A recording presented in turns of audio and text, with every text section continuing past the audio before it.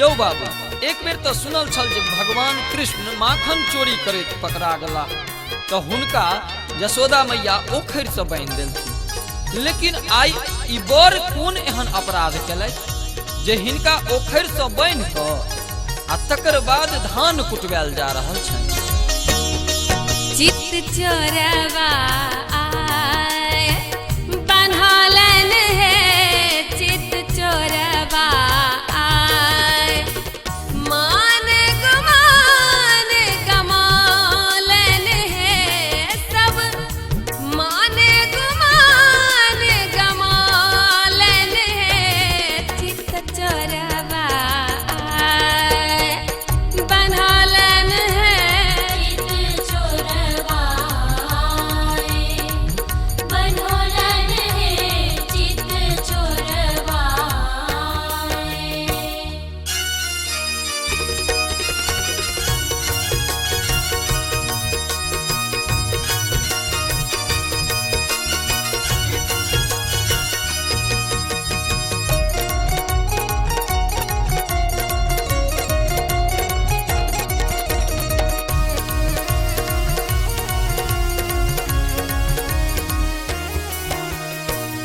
एही चित चोरवा के सिर मन मोरिया रे, एही चित चोरवा के सिर मन मोरिया रे, एही चित चोरवा के सिर मन मोरिया रे।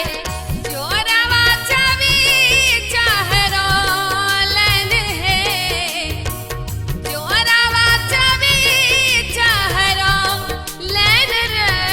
चित चोरवा आए बन्हलन है, चित चोरवा आए बन्हलन है, चित चोरवा आए।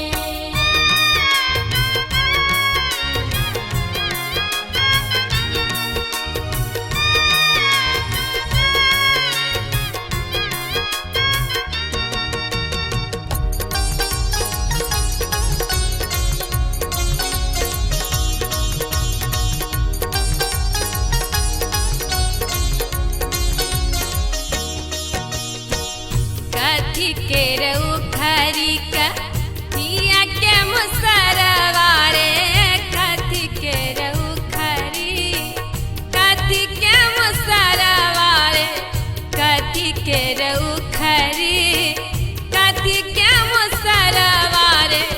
काय चोट चार छोड़ेलन है, काय चोट चार छोड़ेलन है।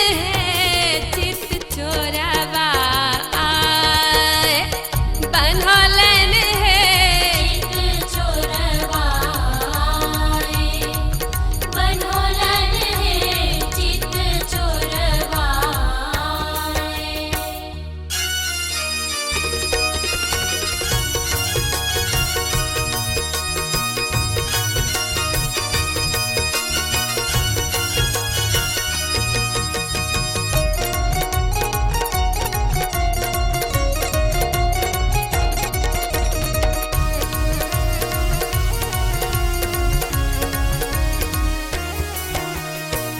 सोना के रउखरी रूपा के मुसरवा रे, सोना के रउखरी रे रूपा के मुसरवा रे, सोना के रउखरी रे रूपा के मुसरवा रे।